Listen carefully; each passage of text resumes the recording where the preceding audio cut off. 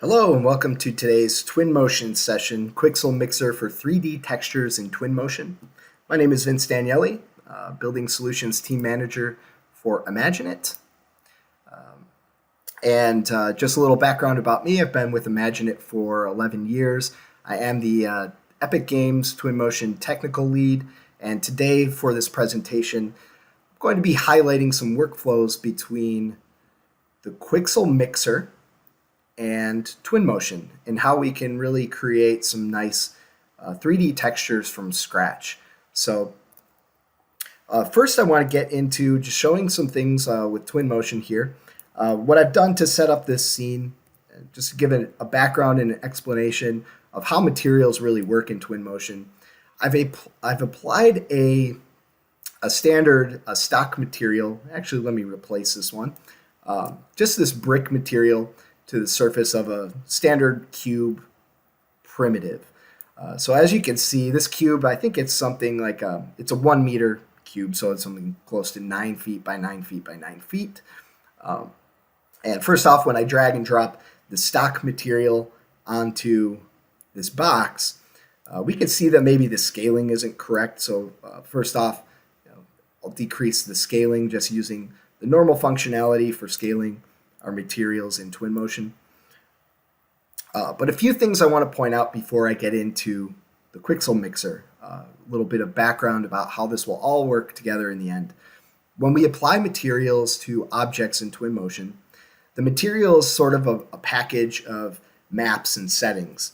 And I want to point out what supporting maps really control the visualization of this material. So starting off with the most basic, we do have a texture map assigned to the color, or if you're more familiar with workflows in 3ds Max or other visualization programs, that would be like your diffuse channel. But in this case, the supporting bitmap is just a sample image of brick here. You can see it's a pretty large sample, and that is going to control essentially what we're seeing in terms of the color map on the surface. So if we didn't have any other maps playing around or working with this, it would really just be a flat image applied to this cube. As I zoom in a little bit closer here, you're able to see that there is some depth and some texture to this stock rough brick material. And that's controlled by a few other maps. So let me back out here in my breadcrumb and point out a couple of things. So first off, with that diffuse color, materials in Twinmotion do allow for a color to go over that. Think of this as more of a tint. So if I open up the color picker and just kind of scroll through the color wheel here, you can see that as I move around the different colors of the color wheel, really what I'm doing is applying a tint to that bitmap or the supporting map. So when you set this to just a plain white 255 RGB, we're not getting any tinting effects on that material. So this is truly essentially reading exactly what we have from the supporting map. So having that set to 255, point that out, we're getting the actual bitmap display. Now, a few other things that are happening here, and this is really what's important about this workflow. If I go into the additional settings for the material, there is an overall bump that will affect the texturing on the surface. So decrease the bump, we're seeing less of an effect, more of a flatness to it. You can really see that strong on this the lit up side of the object or of this brick material. It's just flat. It might appear like there's some depth, but really that's just in the shadow or the shading of the actual bitmap for the color map. There's really no surface depth to this at all. When we increase that bump, we can start to see that it is pulling in that grout or that mortar to give it some depth. And if you look closely, we're getting some texture on the individual bricks as well. Something that they updated in the latest release of Twinmotion, so I am working in Twinmotion 2021.1.4, but There are two things that work together to create the bump or the texture on the surface. And one is a normal map. So the normal map uses a typical normal map where we've got some texturing. So you can see here, there's some depth in this normal map. The highlighted areas will stick out. The darker areas will kind of show that depth on the surface. But this is just one part of the bump map. The thing that they included in the update in 2021 is that we can now assign height or displacement maps. Twinmotion refers to this as parallax, and if the setting is turned on, we get the height map to display. So if I turn that off, you can kind of see right away it still flattens it out. We're getting some texturing on the surface, but it is simply reliant on the normal map. With parallax turned on, we can go into the additional settings for parallax, and you can see that there is a supporting height map that controls the depth of the grout line. So just looking at this map, it is in alignment with the color map, so these things are working together. But where we've got those really dark areas, those black areas in between the bricks, that's going to allow us to create a more intense depth for our grout. So you can see here right now with my intensity set to, I think the default was right around 8. We're getting a decent depth on the grout. The more intense we increase that, you can really see that effect of the depth map, and probably an unrealistic effect if we overemphasize it too much. So these play together, both the height map, the intensity of it, and the normal map to create our overall bump. So we don't want to overdo it too much, at least in this case. I'll probably set the intensity to something like 5. Back up in my breadcrumb, and with that overall bump effect, the more intense your height map, the bigger of an effect you'll see as you start to scroll through or increase that bump. But also it's increasing the intensity of the normal map on the surface. So these things are playing together. I'm using brick as an example here, but this is pretty standard for all Twinmotion materials. They have these supporting maps. A couple other ones that I'll point out here, we do have the ability to turn metalness on, which will create it as a metallic surface. And that can be supported by a texture map as well. I'm not going to really get into metal materials for this presentation, but one other thing, or a couple of other things, supporting maps that we can have. If our materials are self-illuminating, we also have illumination maps. So whenever in Twinmotion you see that a generic map is assigned, essentially that just means that there is no effect. There's no map effect for that channel on the material. So in this case, obviously with brick, it's not a self-illuminating object, so we don't really have anything controlling light coming through the surface. But say for all intents and purposes, maybe we want the grout to be illuminated. You could always tie in, similar to that height map, we could have a supporting map for controlling where light comes through or lights up from the surface, and tie in a supporting map channel to this. So back to the route in the breadcrumb trail. One final map that we can assign to our material is a reflection map, which is supported by another texture.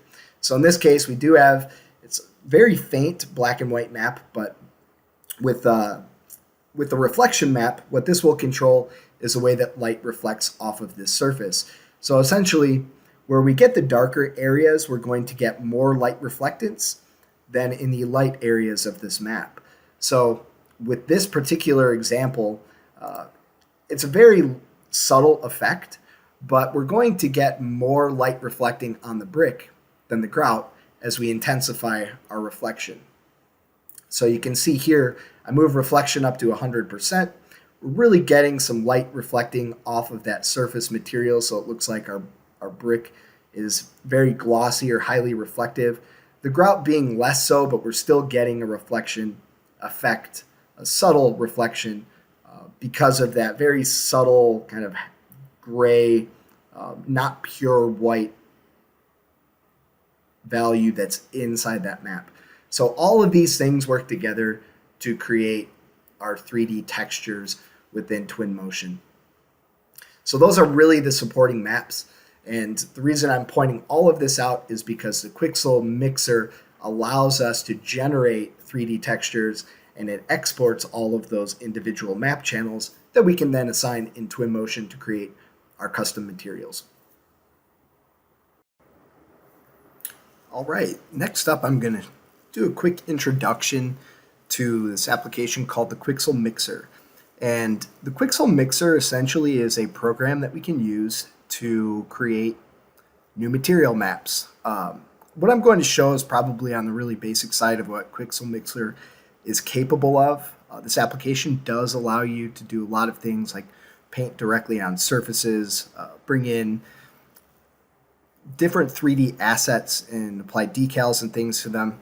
But for the sake of just a quick introduction, I want to show essentially how this program works and what we get in exporting our maps from Quixel Mixer and how we can apply them in Twinmotion.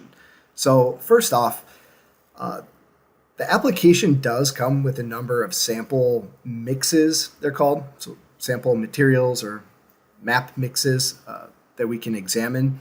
So before I go and create anything from scratch, I'm just going to go into one of these sample mixes to really show you what a well-developed mix looks like and how it exports. So I actually like this one. It's called Wet Mud. So I'll load this up. We can set things like our texture resolution. So obviously the higher the resolution of the texture, the finer the quality. There are some different presets here. So if you want to go to lower res materials, you can do that. But we've got about a 4K resolution here for this sample. Now in this sample mix,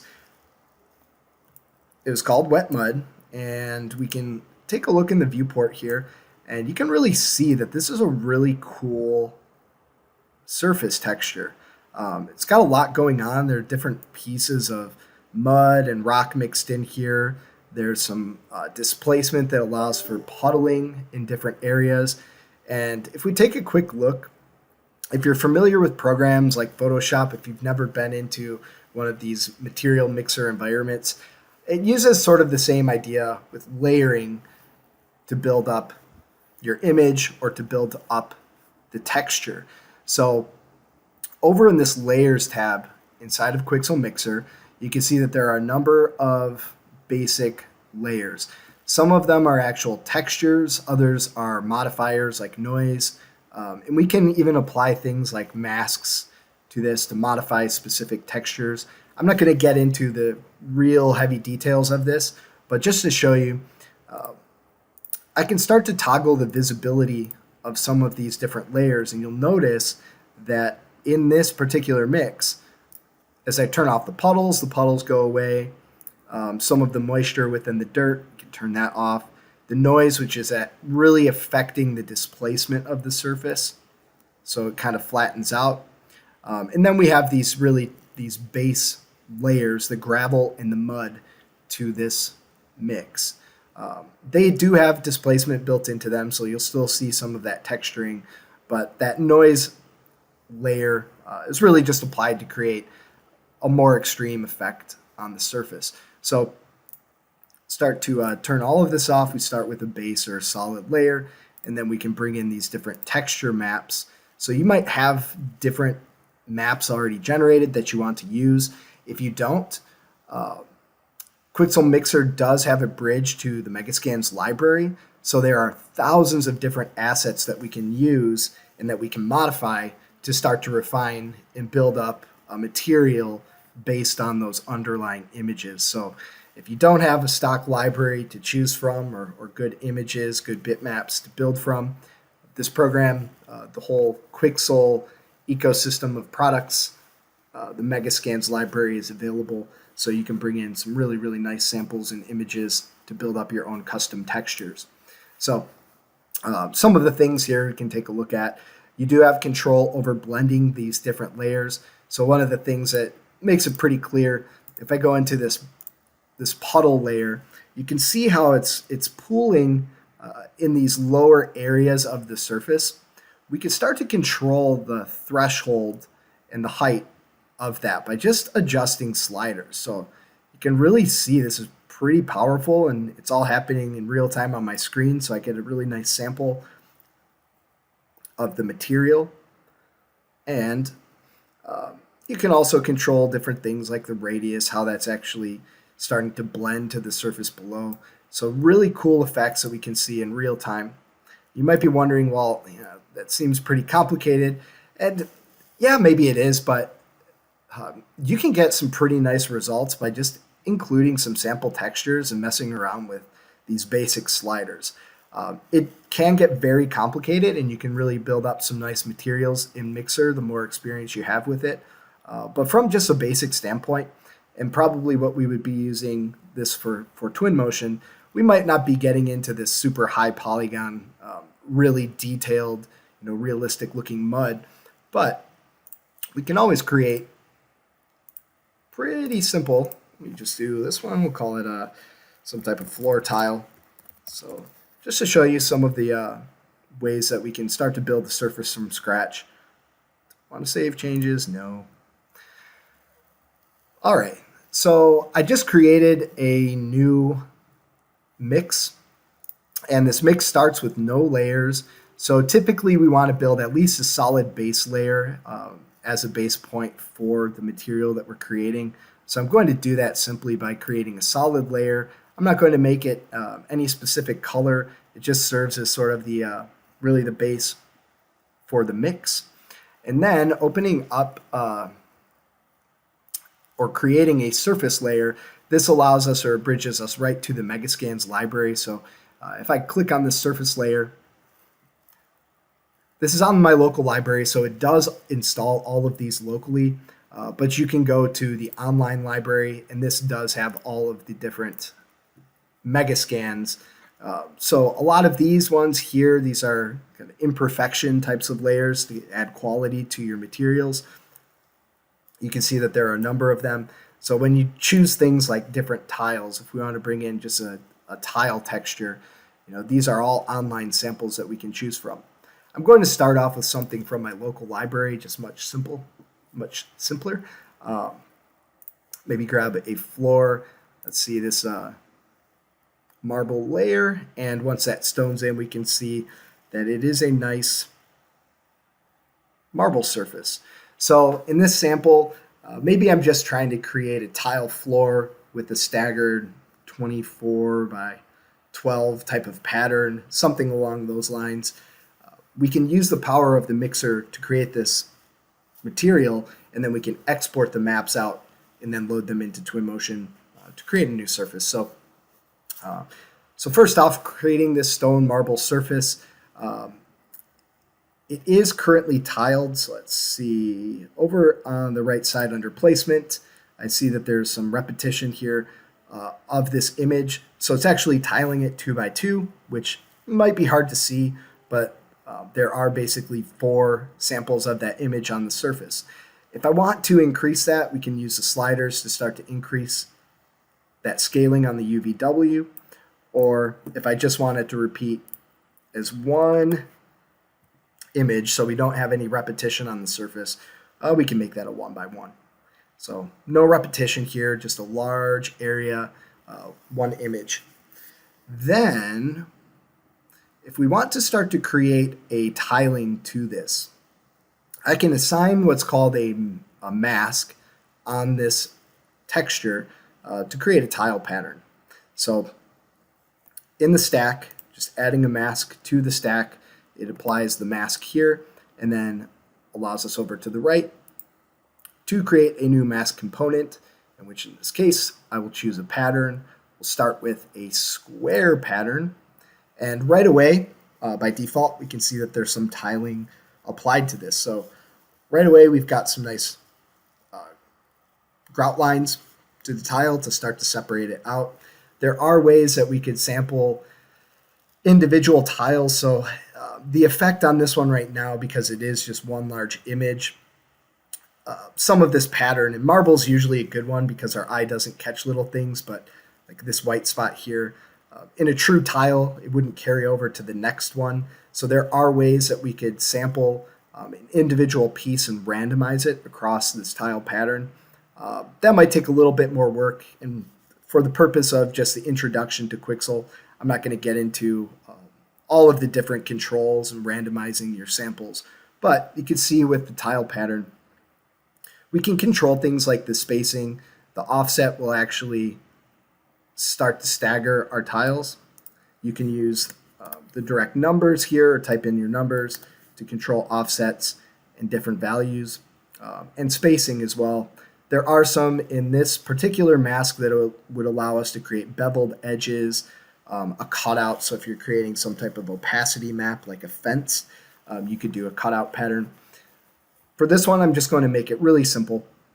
I do want to decrease my spacing here, so I want these to be kind of tight grout lines, like a nice tight tile, small grout. So instead of a 1, I'll just make these 0.25, make it a really nice tight tiling pattern.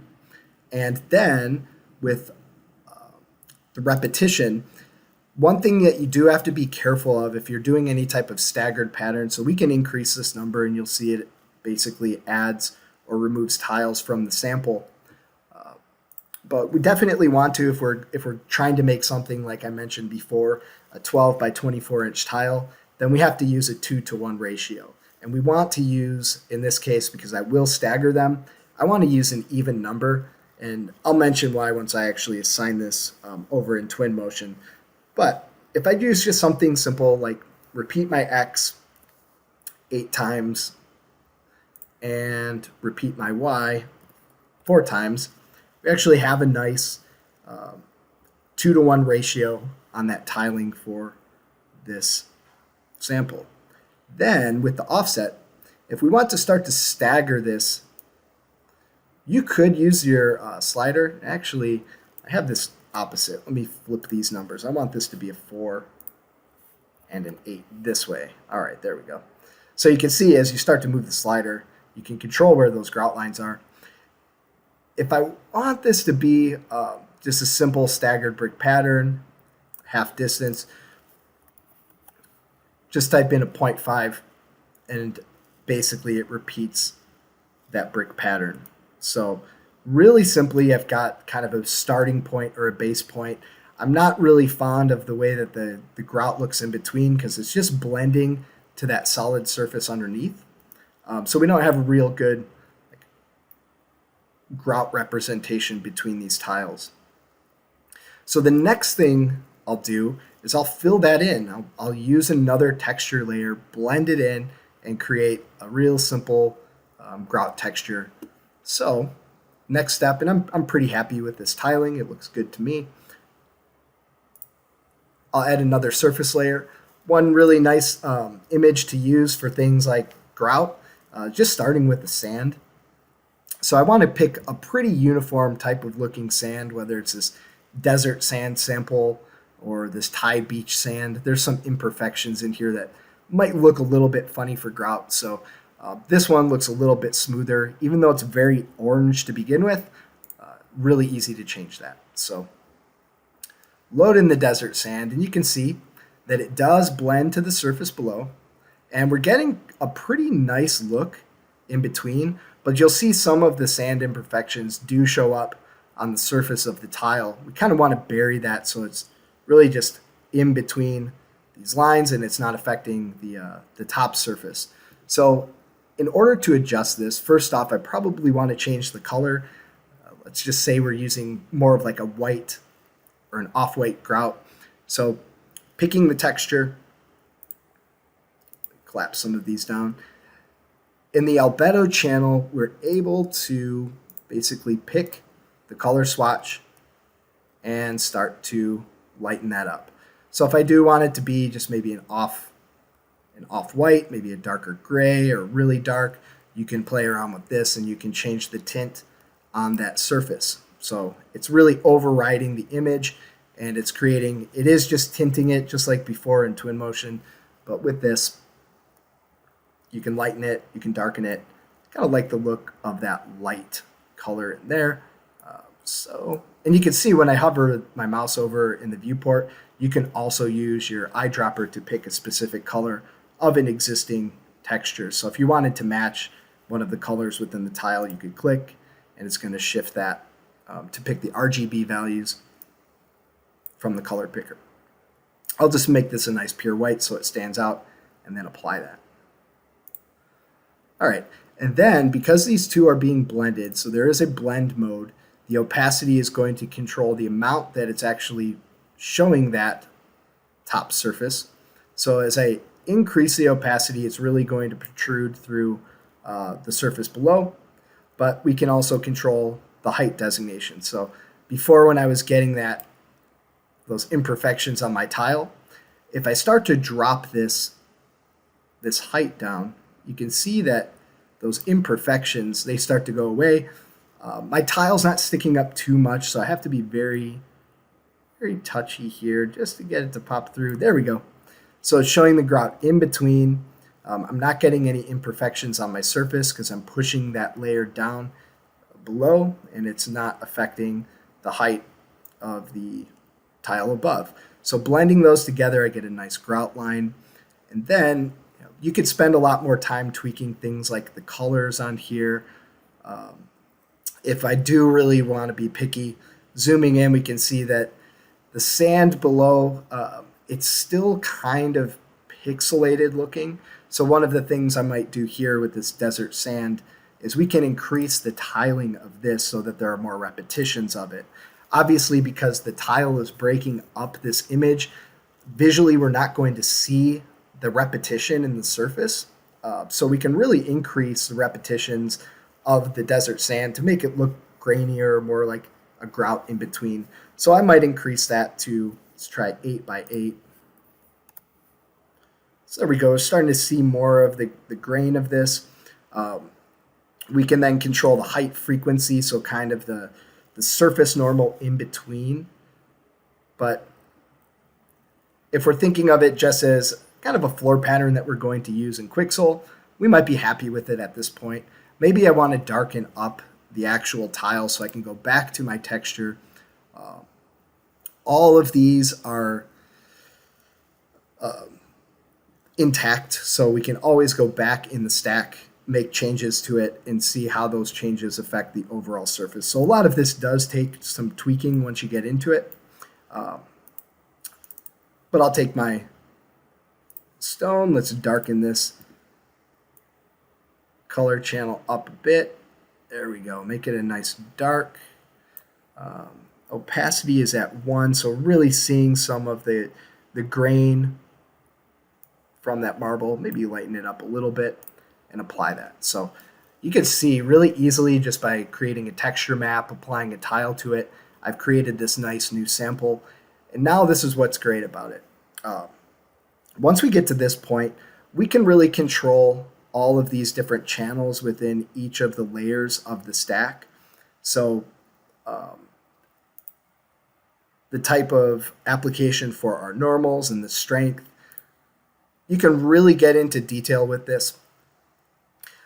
But if we go back to what we had in Twinmotion, the number of supporting maps that I pointed out, really we have the color map, the roughness map, the bump map, displacement map, and then there are other things for luminosity and all of that. In this case, if I'm pretty happy with the look of this and I want to bring it into Twinmotion as a really nice textured surface, all you have to do is go to the Export tab. We can pick a folder, so I've already preset a folder that I want to export this to. The asset's named based on the name of the mix that I created in the first place.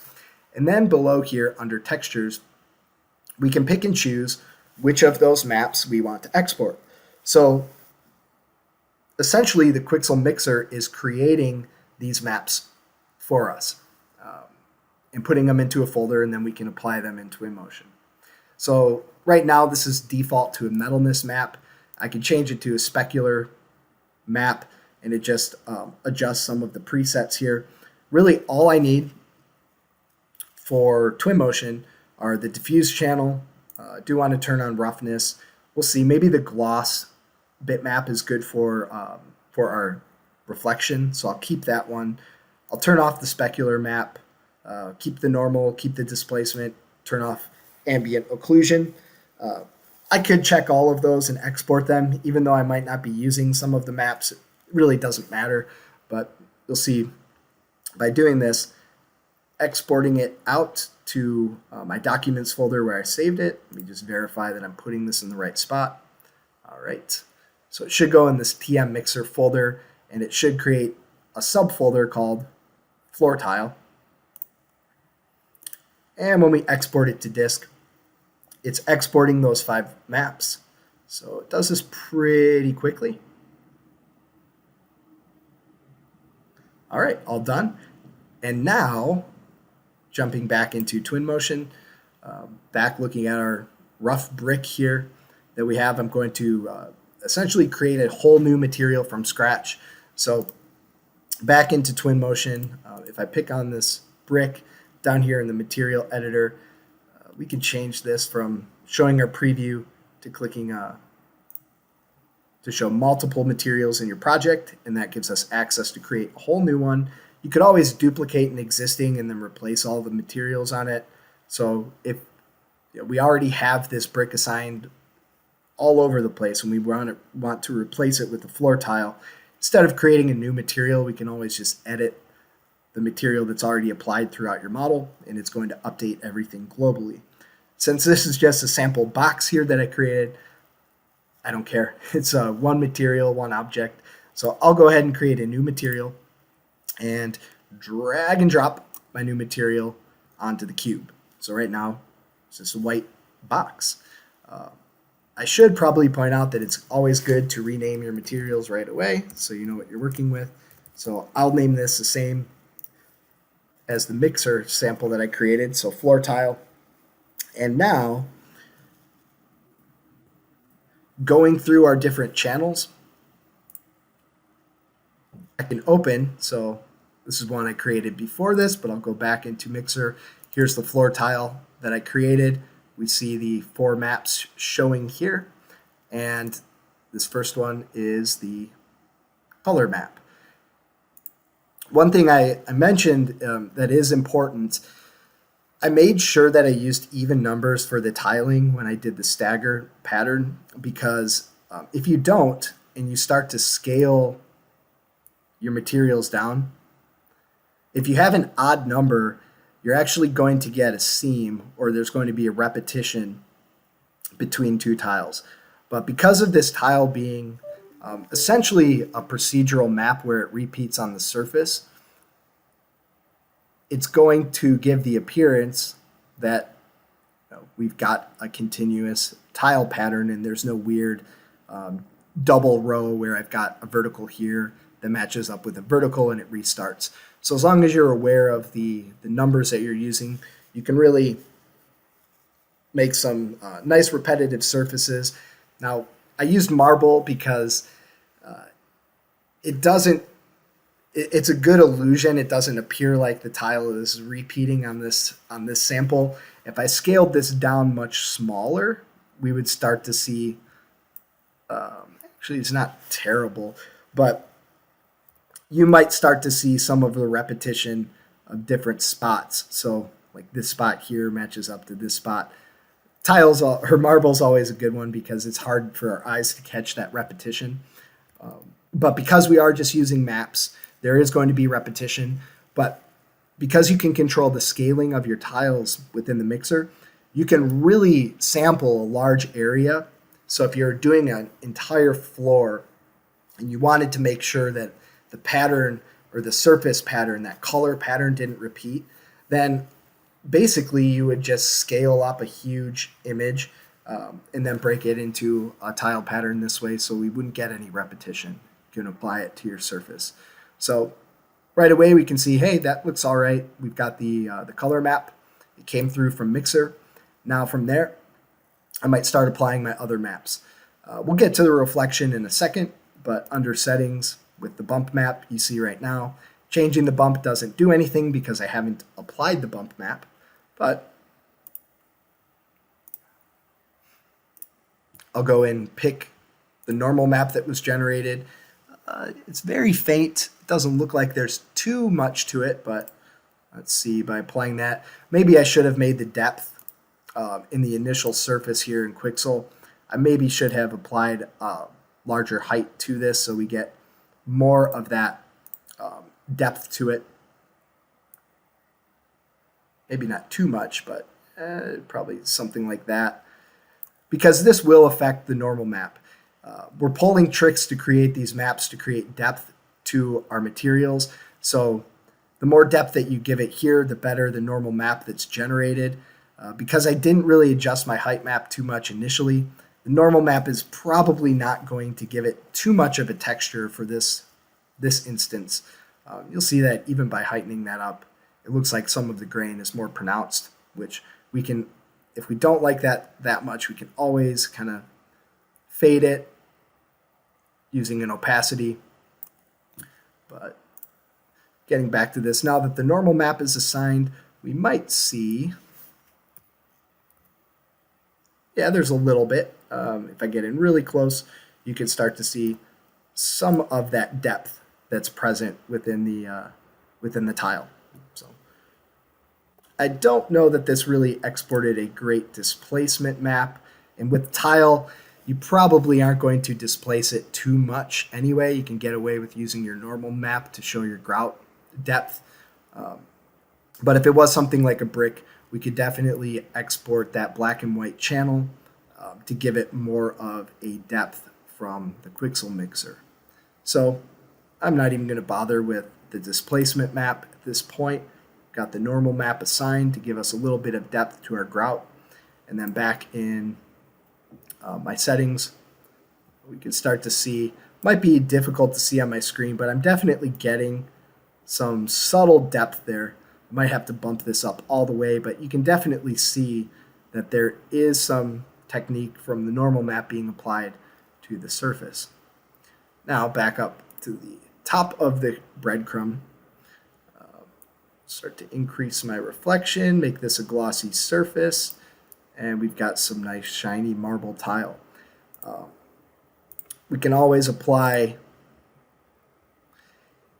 either the gloss or the roughness map. I think this roughness map will work best. It's going to be really subtle. I kind of saw that take, but that's going to give it a little bit more of an imperfect reflection on the surface. So it breaks up that reflection so it doesn't look like a pure glass effect. So you really bump that up. It's hard to tell on the screen, but we're definitely getting some reflectance. If I bump that up too much, there we go. But essentially that's it. You can really leverage using the Quixel mixer to create your own surface materials. And one great thing is once I go through that whole process of creating this tile that I might want to use in additional projects, you can always in Twinmotion store these to your user library. So just by right-clicking over the material, we can add them to our user library. It's going to save all of the settings that we've applied to create this custom map. Cool, there it goes.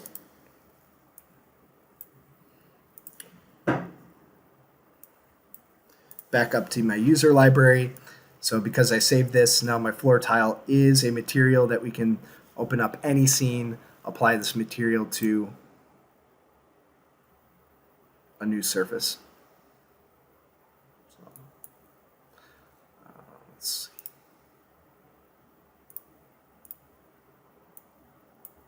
So obviously I've already got it created in this project, so I can simply go to my active materials, drag and drop it. But because it's part of my user library now, in any project, we can drag and drop that onto a surface, and it creates a new instance in your material library. So that is basically it. So pretty cool stuff with the Quixel mixer. we're going to try to do some more presentations specifically on these workflows. One great thing about the Quixel Mixer is it is completely free. You actually don't even need a license of Twinmotion in order to access the Quixel Mixer. You just have to create an Epic user login, and you can download this utility. So there are a ton of different samples. I mentioned earlier the sample library. So here's the one I just saved. But there are ones like Stylized Floor, Jungle Ruins. Some of these are really, really neat samples to explore and see how they're composed. Kind of do a deconstruction to them, see how layering and mixing is applied in those samples.